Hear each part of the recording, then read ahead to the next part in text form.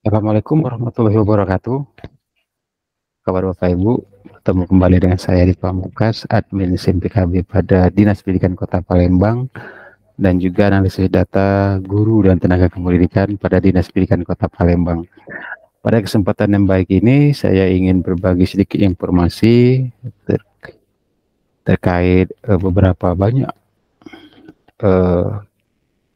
WA yang masuk dan juga pesan yang masuk melalui media sosial saya terkait penjelasan teknis NUPTK yang pernah saya jelaskan pada kegiatan geospasial di beberapa waktu yang lalu. Jadi mereka banyak yang DM juga WA untuk meminta penjelasan kembali agar pada saat pengusulan NUPTK tidak terjadi kesalahan-kesalahan pada saat usulan. Jadi Bapak Ibu, materi ini pernah saya sampaikan pada saat kegiatan di hotel, kegiatan-kegiatan geospasial beberapa saat yang lalu. Jadi kegiatan ini berlangsung khusus membahas tentang pengembangan SDM dari guru dan tenaga pendidikan. Salah satunya berupa usulan NUPTK.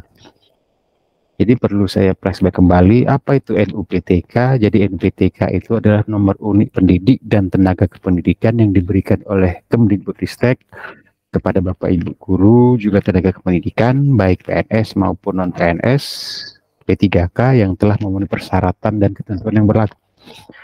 Kedua, itu NUPTK merupakan registrasi resmi yang dikeluarkan oleh Kemdikbudristek melalui Badan Pusat Data dan Informasi atau Pusdatin di bawah naungan Kemdikbud. Dan yang ketiga, itu NUPTK itu hanya diberikan satu kali seumur hidup dan berlaku selama yang bersangkutan itu masih bertugas. Jadi apabila tidak bertugas, maka otomatis tidak akan tidak aktif. Jadi selanjutnya Bapak Ibu, dasar hukum NUPTK ini salah satunya itu Permendikbud nomor 79 tahun 2015 tentang data pokok pendidikan, Peraturan Menteri Pendidikan Kebudayaan Desa Teknologi nomor 31 tahun 2022 tentang satu data pendidikan, kebudayaan, riset dan teknologi. Selanjutnya Surat Keputusan Menteri Pendidikan Kebudayaan Desa Teknologi nomor 303 garing M 2022. Dan yang terakhir itu Peraturan Sekjen GTK nomor 1 tahun 2018 tentang petunjuk teknis pengelolaan NUPTK. Nah ini syarat umum pengusulan NUPTK. Jadi perlu Bapak Ibu ketahui, yang pertama itu semua berkas itu boleh asli, boleh fotokopi, di-scan di laman Verpal PTK melalui operator sekolah pada sekolah induk. Jadi semua berkas itu tidak lagi pemberkasan, cukup di-scan, nanti bisa koordinasi dengan operator sekolah pada sekolah induk. Yang kedua itu sudah terdata di Dapodik pada sekolah induk minimal 2 tahun. Yang ketiga, belum memiliki NUPTK. Keempat, telah bertugas di satuan pendidikan formal atau juga non-formal yang telah memiliki NPSN. Dan yang kelima itu penetapan dan pengusulan calon penerima NUPTK harus melalui aplikasi Verpal PTK. Jadi untuk pemberkasan secara manual itu tidak ada lagi. Selanjutnya Bapak Ibu, bagaimana cara pengusulan NUPTK? Jadi semua berkas itu diupload sesuai ketentuan pada aplikasi Verpal PTK. Boleh itu SK Wali Kota, SK Kepala Dinas Pendidikan, atau SK Penetapan sebagai guru tetap yayasan, SK CPNS, SK PNS, SK P3K, dan juga SPMT atau Surat Perintah Melaksanakan Tugas dari Kepala Dinas Pendidikan, khusus bagi PNS dan P3K. Dan juga ditambah oleh SK Pembagian Tugas dari Kepala Sekolah, juga jadwal mengajar selama 2 tahun terakhir. Bagi non-PNSD, apa saja yang di-scan? Jadi bagi Bapak Ibu guru non-PNSD, itu surat keputusan yayasan yang menetapkan sebagai guru atau pegawai tetap yayasan. Selanjutnya surat pembagian tugas 2 tahun terakhir atau 4 semester dan nama yang bersangkutan itu stabilo. Selanjutnya itu jadwal mengajar 2 tahun terakhir bagi guru yang diberi tugas sebagai kepala sekolah cukup scan SKGTY dan SK penetapan sebagai kepala sekolah dari ketua yayasan. Itu terkhusus bagi kepala sekolah. Nah, perlu Bapak Ibu ketahui dan perlu diingat, bagi guru dan pegawai non-PNSD dan P3K di sekolah negeri Kota Palembang, satu, bagi guru pegawai non-PNSD yang masuk Dapodik sebelum tahun 2021, maka untuk usulan NPTK-nya telah dibuatkan SK Kepala Dinas Pendidikan Kota Palembang, nanti bisa berkoordinasi dengan rekan-rekan di bidang GTK. Yang kedua, bagi P3K yang masuk Dapodik tahun 2022 menggunakan aplikasi Si Cerdas, maka telah dikeluarkan juga SK Kepala Dinas Pendidikan Kota Palembang yang bisa nanti digunakan untuk usulan NUPTK.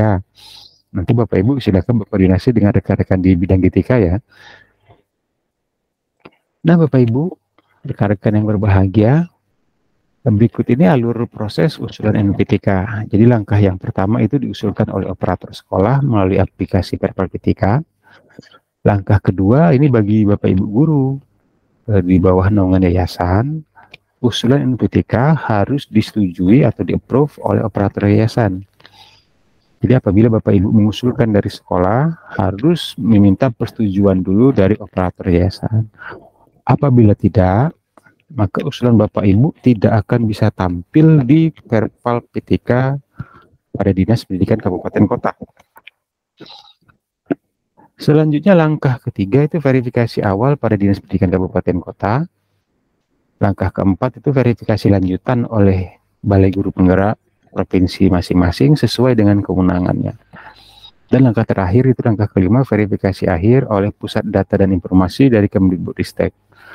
Apabila semua rangkaian telah disetujui oleh Pusdatin, maka akan tampil di Perpal PTK Bapak Ibu dan juga di Info GTK. Nah, ini mungkin contoh surat keputusan sebagai guru tetap. Jadi Bapak Ibu, apabila Bapak Ibu memiliki dokumen asli, tidak perlu dilegalisir. Tetapi apabila Bapak Ibu melampirkan dokumen berupa fotokopi, maka dokumen tersebut wajib untuk dilegalisir. Nah, ini fotokopi ijazah yang dilegalisir dengan stempel basah oleh pejabat yang berwenang. Maksud berwenang di sini adalah pejabat yang mengeluarkan ijazah tersebut. Nah, ini contoh surat keputusan dari kepala sekolah mengenai pembagian tugas mengajar dan jadwal pembelajaran. Nah, Bapak Ibu mohon diperhatikan untuk pembagian tugas mengajar dan jadwal pembelajaran, harap nama, mata pelajaran, jadwal pembelajaran, di kelas berapa Bapak Ibu mengajar, dan jumlah jam mengajar untuk bisa distabilu agar memudahkan tim verifikasi untuk cross-check data pada dokumen Bapak Ibu. Nah, seperti ini. Di kelas berapa, kode apa, mapel apa, agar bisa memudahkan tim verifikasi. Itu sedikit informasi terkait usulan NUPTK. Selanjutnya Bapak Ibu, penonaktifan NUPTK. Jadi penonaktifan NUPTK itu terjadi karena guru yang bersangkutan mutasi tugas, alih fungsi, wafat atau meninggal, atau mungkin juga terputus masa kerjanya minimal selama 1 semester pembelajaran.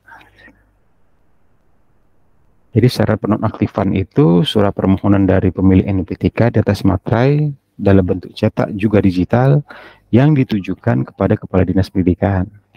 Selanjutnya usulan NUPTK tersebut atas nama sendiri, bukan atas nama orang lain. Selanjutnya Bapak Ibu, surat persetujuan dari Kepala Sekolah kepada Kepala Dinas Pendidikan dalam bentuk surat tertulis dan juga digital diajukan melalui aplikasi Perpal PTK.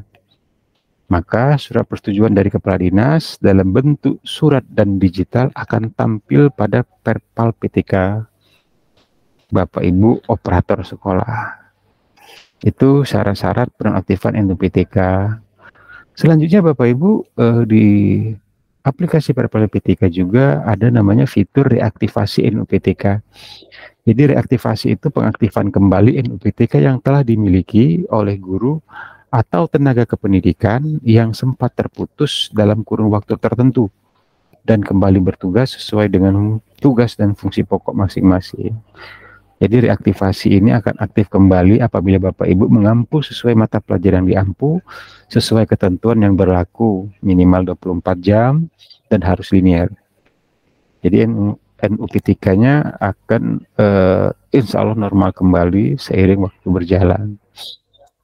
Jadi demikianlah sedikit informasi dari saya, semoga dapat bermanfaat bagi Bapak Ibu guru. Saya harapkan NUPTK Bapak Ibu guru bisa digunakan dan juga bisa